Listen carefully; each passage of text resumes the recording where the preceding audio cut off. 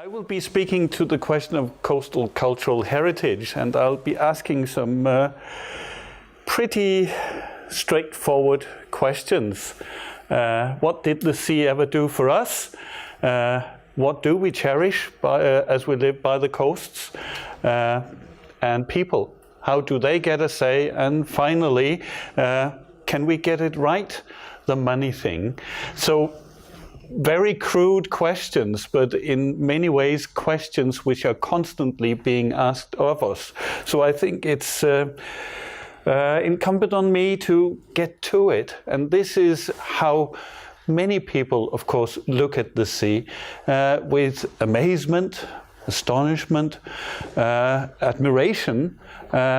We look at the sea for its aesthetic pleasure. This is Qingdao in China, but of course we could find similar scenery many places in the world. We wouldn't be able to find that other scenery, which is actually just a few kilometers to the north of the first image. That's the fishing village of Qingdao, which still operates these ancient-looking wooden vessels, but wooden vessels with a very high efficiency. They are actually able to fish the Yellow Sea to the extent that at the Olympic Games in 2008, which you may recall was hosted by Beijing, but the Marine Games were hosted in Qingdao. And during that time, the Chinese authorities needed to have a small fleet of trawlers ready to fish out any kind of outbreak of jellyfish. Because the Yellow Sea is that heavily fished out that they experience these regular occurrences of jellyfish blooms, as you see there, and they have certainly increased in recent years. So the problem with the sea is, of course, that we look at it, but we don't see what's happening underneath. And not just that, the oceans are a busy place. The oceans are crowding. Lots of users and lots of usages. Things are happening really fast at the sea, and extensive complex networks such as this one, the Gulf of Mexico pipeline network, are really making sure that the oceans are being used to their full capacity. Of course, we all know that in the past, the scientific belief was that the oceans were so vast and there was so many fish in the sea that nothing that we did would ever really be of consequence. That we could practically extend our fisheries endlessly. This is Thomas Henry Huxley, his famous address to the International Fisheries Conference in London in 1883, which was basically a go out and get them call, a free-for-all. The oceans are so vast and the fish are so plentiful. We know, of course, that was not true. Statistics about fisheries are highly contested. This is the best evidence, as I've seen it, certainly is produced by our colleagues in the Canadian Sea Around Us project, which has looked into not just the reported FAO statistics, but also tried to establish the amount of illegal and artisanal fisheries which are going on in the world. And you will see that there is a huge difference here between what is reported, the black line here, and the actual estimate of total catches. So what we're looking at is a world ocean which by 1990 was able to yield about 120 million tons of food and feed for the global population. But ever since then, catches have been declining by about 1 million tons a year. So we have clearly reached an upper limit to how much will the ocean actually yield. Of course, aquaculture may come to some relief, and many of you may have seen the official FAO statistics, which indicates that really the aquaculture is almost as significant as the wild fish catches. Problem is that includes freshwater aquaculture. If we only look at what is produced in the ocean, the marine or mariculture, this is the picture. We are only getting, and this is the same scale, this is the amount of fish that is being produced in mariculture. In addition, of course, we have mollusks, we have crustaceans, and we have aquatic plants.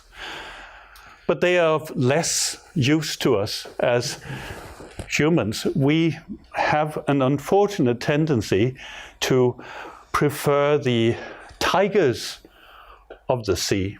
We eat at the very top of the food chain, so we prefer the tuna.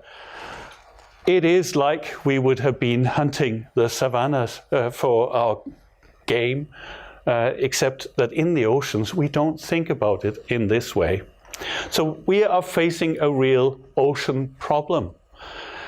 We are crowding the ocean, we are exploiting it to our full capacity, and we are getting diminishing returns. The projection is that by 2050, people, not me, I'm happy I was born in the right Goldilocks generation, which was able to really profit from the sea. But those of you who are a bit younger than me, by 2050, this is what you can expect to get out of the wild fish catches which are available to us. So we are looking at a global food problem that will hit us. And it's not going to be solved by mariculture, unless, of course, there is tremendous bioengineering technological breakthroughs. And that may yet happen. Hopefully it will. But at the moment, we are looking at not really being able to look to the oceans for too much food. However, all of that is very well, you may say, but it's also a bit abstract. How does it really relate to me? It's like, there's another professor speaking doom and gloom, and I really like my fish, and it's so wonderful to look at the sea, and I really enjoy going to the coast. Get off my back. Please, can I just enjoy myself a little bit? So, what are we enjoying? Why do we really move to the coast? What is out there? What do we cherish? And what do we do with it? So, we don't think too much about what's happening underneath the ocean surface, but we are certainly very attracted to the coast and to the sea. Even to the point that some of the stuff that we do out there actually defeats the purpose. It's like we are all wanting to cherish, and in so doing, we're just too many. And of course, crowding is not just happening in the sea. It is very much happening in the maritime cities, the wonders of the world, such as Venice, which should be admired on a cold January day, and not when the high tourism season is out there and everybody gets in their way.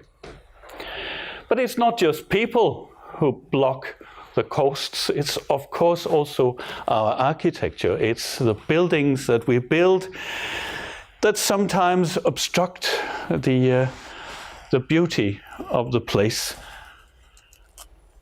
It's not true everywhere. There are fantastic sites that really can be enjoyed as if you're the first person to ever visit. You can come and you can think, yes, I am the pioneer. This is me. I am really in the steps of all the Arctic explorers before me. And of course, little do we know that when we go to Smerenburg or wherever we go on Svalbard in the high north, that another 90,000 tourists actually visit the site, as I was told today. So our Norwegian colleagues are highly worried about what is going on there in this very fragile ecology. 90,000 people all think that they are the first really to be there, and they will stumble on little pieces like a clay pipe, and they will say, that clay pipe, that's been here since the 17th century. Nobody really will be harmed if I bring that home. So they'll do it.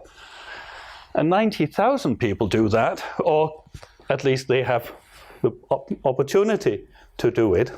Of course, we can't visit all places. Some places are just protected by their inaccessibility, which is good for them. So heritage is not all lost. Some is just protected by not being very accessible or just being very remote, such as this fantastic site in Koigru in Orkney, which is built up over 500-600 years of consistent fishing in the area, building up these high mounds of fish scale. It's all protected there, ready for the archaeologists to dig into this archive of human activity by the coast. And of course, it's not going to be there forever. A lot of these sites by the coasts are exposed to coastal erosion. And with climate change, that actually is accelerated. But enough of my moaning. It's still there. And we can be very inventive. Of course we can. If we have lost our coastal culture, why don't we just reinvent the whole thing? It's like in Saaremaa in Estonia, of course, they had 50 years of Soviet oppression. Fishermen were simply not allowed to go out in their own boats. They were forced into collectives and they were heavily monitored. There was no way that you could be allowed to just roam freely into the Baltic because you might escape. So the cause of that, or the result of that, was that a loss of collective memory. How do we actually act out our traditional fisheries? What is our way of behavior when we go out on the frozen sea and do ice fishing? People were banned from doing that. And indeed banned from nourishing their traditional cuisines. So with the liberation of the early 1990s, of course, there was a potential to reinvent, re-energize coastal communities in the Baltic. But it wasn't easy. It actually took a lot of effort, and it sometimes come with curious results, such as people going out into the frozen sea and just perishing because they've forgotten to take necessary precautions, which, of course, in traditional knowledge would have been well observed, but is now knowledge that is difficult to get at. And maritime heritage, of course, can also be stuff that we really want to forget. Here's good example of something that people certainly at the time thought, well, good riddance. This is whipping the herring out of town in Cork, Ireland. The poor cod is up there. And everybody is fed up with Lent and having to eat all that stuff. Now, finally, Lent is over. We can whip out the herring and we can have some of the good food. So sometimes it's not cherished what we get out of the ocean. Sometimes it could be seen as a curse. coastal legacy is like that. It's very often highly contested. This is perhaps one of my favorite sites. This is Husseys Folly in Dingle in Ireland. This is a place which in the 1840s, in 1845, was devastated by famine. And Mr. Hussey was one of the lucky gentlemen who had the wherewithal, the money, and the food to do some good for his community. And what he did was, he thought, I need to put these starving people to work. And he put them to work, good work. He knew that a proper gentleman at the time needed on his estate a folly, just an emblem of his might and a Gothic, romantic symbol of what you can do. So he invited all these starving people to construct a folly during the height of the famine years.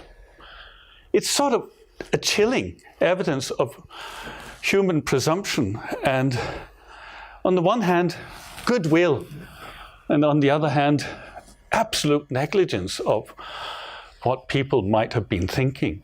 It's standing there, and it's one of those places that you visit and you only realize on actually coming there that this is a chilling moment in that landscape history. It's not brought out in any of the tourist guides. Of course, you can also be proud. You can really celebrate your move into the open ocean. And this is a place where I look forward to visit next week in the Azores. Angra do Heroísmo, a fantastic place, which I have visited before and was really amazed of, and enough to bring back with my wife, not this time. It's one of those places where Portuguese culture, of course, can celebrate its heroism and its ability to navigate the oceans. It could also be a contested place. It could be a place where you would say, why did the Europeans not stay within their confines? But at least it's there for us all to enjoy as a place of human ingenuity. Some of these pushes towards the sea, of course, are also, at the end, evidence of human folly. We are looking at rapid climate change, which will, whether we like it or not, make a lot of our investments in coastal architecture superfluous. They will be inundated. We will have to retreat. How we're going to do it, let's see. But those are hard facts that will come to haunt. So when I, as a marine environmental historian, when I talk about these things, I talk about the ocean being deprived, and on the other hand, of coastal folly, human folly. It can sometimes be a little bit like that turtle. Yes, I'm still standing, but is nobody listening? Are we just on this relentless march towards degradation and disaster? Is that what we're looking at? And is this kind of biodiversity extinction, is that really inscribed in human brains, perhaps? Now that's, of course, calling then on people. How do people get a say? How do we learn from this, and how do we share knowledge about how we should or want to act? And what's in it for me, and what's in it for you, and how do you get a say? The democratic problem of the expert knowledge is, does it really translate? And what do people really want to do? I take heart from the fact that actually people are not stupid. People are sensible beings. We have highly educated citizens around the globe. We do have media, although they are full of fake news or whatever, they are certainly educating us. They are alerting us to fact. And people also know good stuff when they see it. So here's one example. This is a survey of Danish citizens done a few years ago. Do you really value cultural heritage? Does that impact on local development? Would you really cherish cultural heritage as you decide on your own housing and develop your own business? And the overwhelming majority, 3/4 or more, absolutely buy into that notion. And it's not just citizens, it's businesses as well, which recognize the value of cultural heritage. And they even would be able or willing to say, yes, we are happy to pay for this. We are cherishing the opportunity to the extent that we will actually pay for this. So that's good. Even better is this European survey. Europeans value biodiversity. 9 out of 10 Europeans believe that biodiversity loss is a problem. The EU should increase the area where nature is protected, and people are generally favorable inclined to buy eco-friendly products. These are sentiments which we can build on and which is translating into politics, but sometimes in not obvious ways. But certainly when we talk about the ocean problem, what we should be looking at then as the solution must be to increase ocean literacy. If the problem is that we don't see that which is happening under the surface, then we must make the surface more transparent. We must be able to communicate what's happening, and we must be able to understand what is happening by our coastlines. So when we eat, we should put on our platter stuff which we know, how did it get there? What are the implications of transporting your food? What are the costs of bringing this food to your table, both in terms of the oil, transportation costs, and in terms of the ecological investments, you might say. In many ways, we are in a very optimistic time of the human population. We have gone through, at least some theoreticians of industrial development will tell us this, that we have gone through harnessing iron and steam and electricity and petrochemicals into digital networks, and now we are perhaps looking at a green revolution.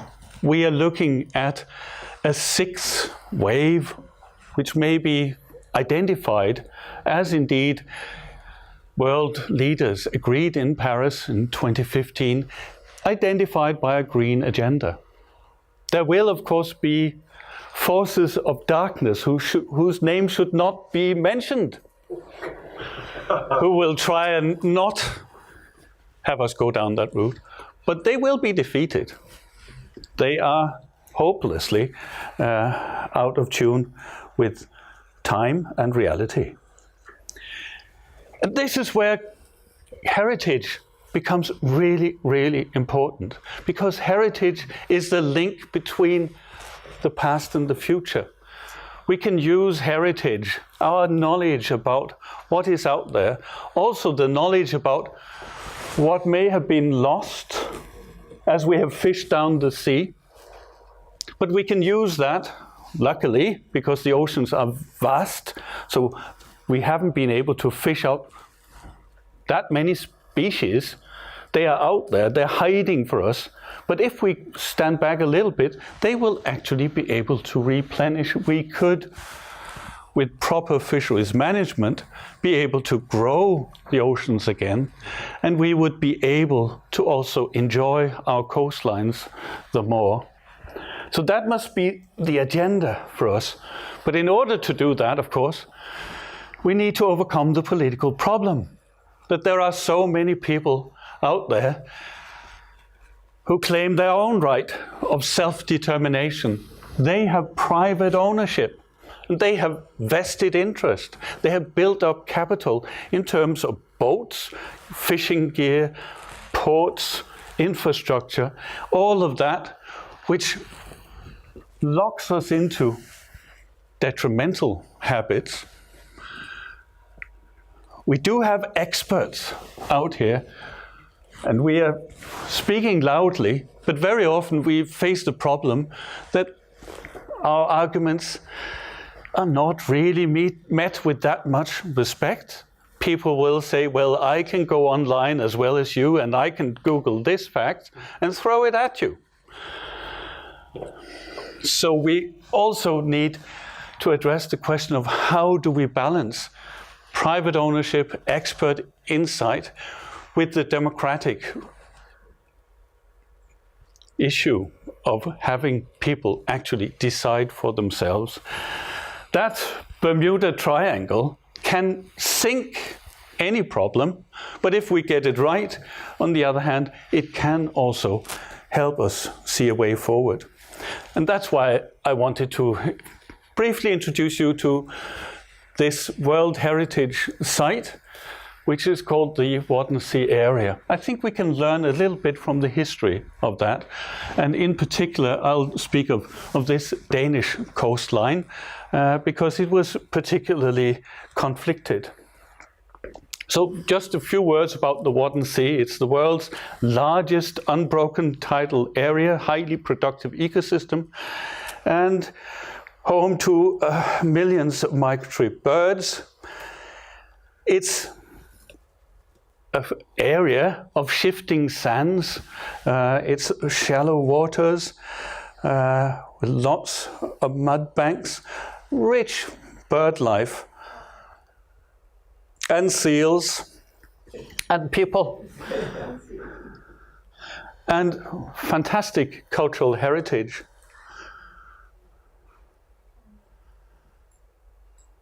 But also heavily industrialized,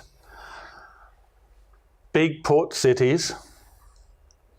So if we look at this, we can say, well, clearly there's so much natural capital here. It's picturesque, has a deep history, but it's marginal, it's fragile. There is no masterpiece that you can sort of predict. There's no Mona Lisa that you absolutely can raise billions to safeguard. What we cherish is a fragile landscape. It's threatened by depopulation and pollution, and of course there are opportunities of tourism and revitalization. But how do we do it? And a brief look at this, and this is my student Anne Marbo did this study. She looked at the development of public management of this site. In the 1960s, the key to the future really was seen in political planning, social engineering. People needed to be told exactly what to do. We know best, and we can introduce an industrialization strategy that will work right for you. Now, they were confronted in the 1980s by a bunch of ecologists who said, you are ruining that landscape which has all this precious natural resource, so you need to roll back. You need to get your act together in another way. And the ecologist won the argument of the day. There was a litany of regulations thrown out in the 1980s and 90s thrown out on the heads of local people as they saw it, they suddenly were confronted with all these constraints. You cannot do this, you cannot do that, and this is off limits totally. So this barrage of regulation was met in the 1990s by popular uproar. People simply said, we cannot stand this any longer. You have to give up. You need to give us breathing space. We want our regulated agricultural landscape protected. We want our fisheries, industrial trawlers protected, just as you want your birds and your seals protected, because we have a local economy to take care of. And everything went pear-shaped.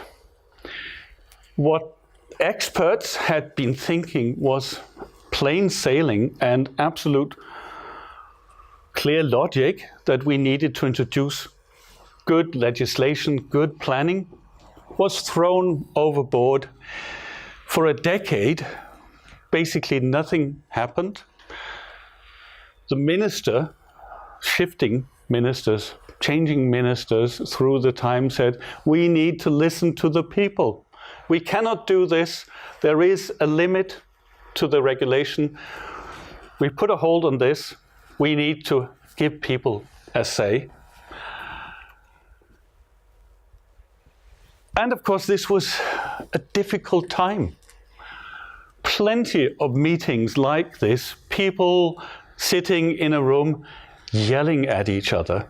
Stakeholders saying, I need this, you don't listen to me, and you didn't hear me. And in the back, I want to say as well. All of that happened not just once, but scores of times. People were very frustrated and really up in arms, and they got the opportunity to actually meet the experts. The experts willy-nilly went out and actually met people. And nothing came out of it for a very long time. But after about 7-8 years, things started to clear up. A consensus was forming that maybe we all like the birds. We all enjoy our landscape. We are not in it to destroy the future of our kids. On the other hand, we also need to live. So in the resolution to all of this conflict was the agreement of a strategy for the Danish Wadden Sea area on protect and prosper, a plan for sustainable tourism in the Wadden Sea, which meant that in 2014, the Danish government was finally able to act on what it had thought would be plain sailing 20 years earlier, namely to bring this to the UNESCO General Assembly to be accepted as a UNESCO World Heritage Site. It's a story well worth looking into, and I've compressed a lot of really difficult stuff here into an optimistic tale, because in a lot of places that I visit, I see people still fighting it out amongst each other, hearing all these arguments, meeting people who will not listen to the experts, and the experts who are basically saying, we need to close our door because the people are just crazy. We need to have an open engagement, otherwise we cannot move forward, because we are all well educated and we are democratic citizens. And sometimes the result is a bit overwhelming. This is another litany of committees, of bodies that meet and fight it out, but at least they have now accepted a common strategy. They are all singing from maybe not the same hymn sheet, but at least they are in the same building and they are able to talk to each other. So what was the real success here? Well, it was one of developing a vision. It was one of ceaseless dialogue and cooperation.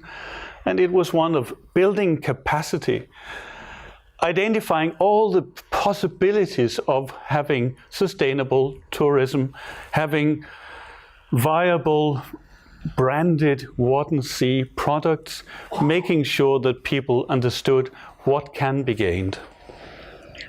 And it was about raising standards. It was about not going for the cheapest option, just let people in, let them pay to visit this place, but really providing a top-notch market product for these tourists who were lured to go to the place in the first hand because it was or is a UNESCO World Heritage Site. So building capacity, raising standards, absolutely critical. And let me briefly move then on to that which the politicians, of course, will be really interested in. Okay, that story may be a nice story, but can we really get it right in a larger context where billions of euro are at stake and where we are perhaps dealing with national strategies? And I've been looking at what is happening in Ireland. Ireland has a really progressive marine strategy, harnessing our ocean wealth, building on three strands: a thriving maritime economy, healthy ecosystems, and popular engagement with the sea. All of that good stuff. How does it work out when you're confronted with a big port city like Dublin? In Dublin, the port company introduced a master plan in 2012 looking forward to the next 30 years of investment. And it's a big plan which will heavily impact the biodiversity of what is another UNESCO site, namely that area here. They will build these huge elongations of the piers into the Irish Sea. How can that be done in conjunction with people and ecology? The CEO of the Dublin Port Company, Eamon O'Reilly, does take on board the fact that this is not going to be easy. This calls for consultation, this calls for a lot of that Bermuda Triangle.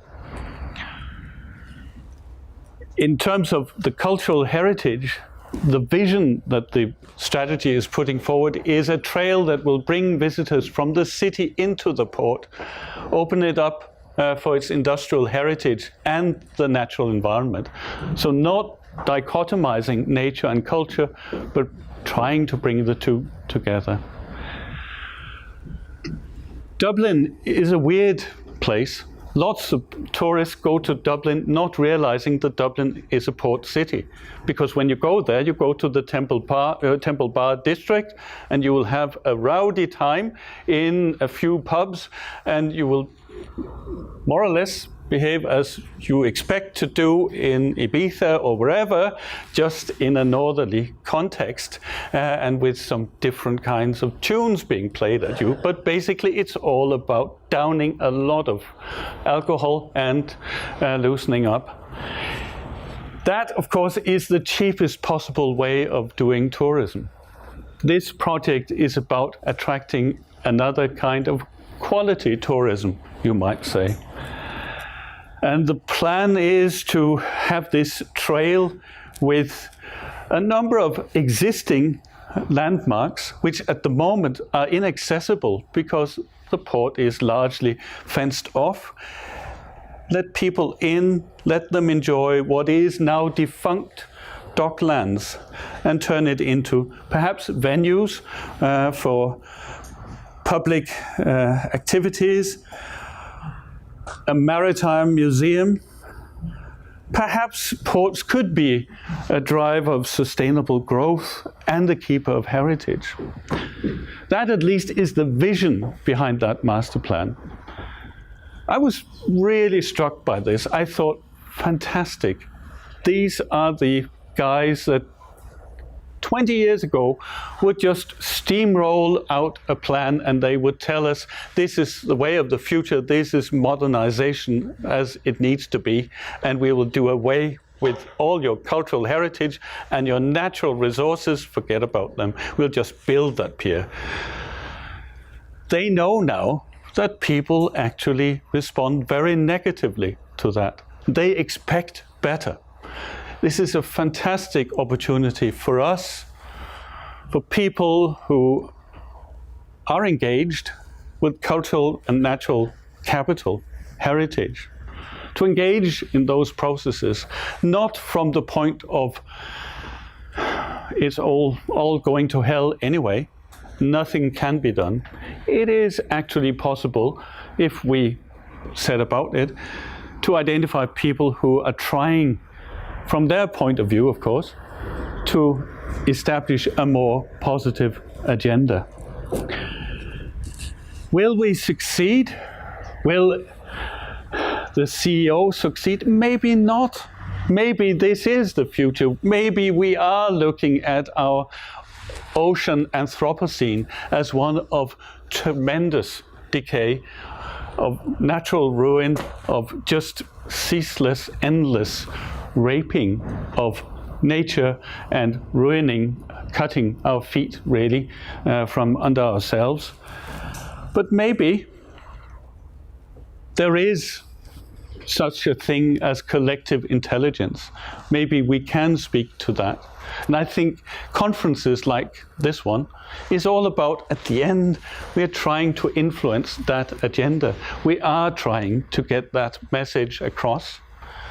If we don't believe in it ourselves, why on earth would anyone want to listen to us? So therefore we need to really harness that hope. We need to speak to a future that is worth living. Thank you very much.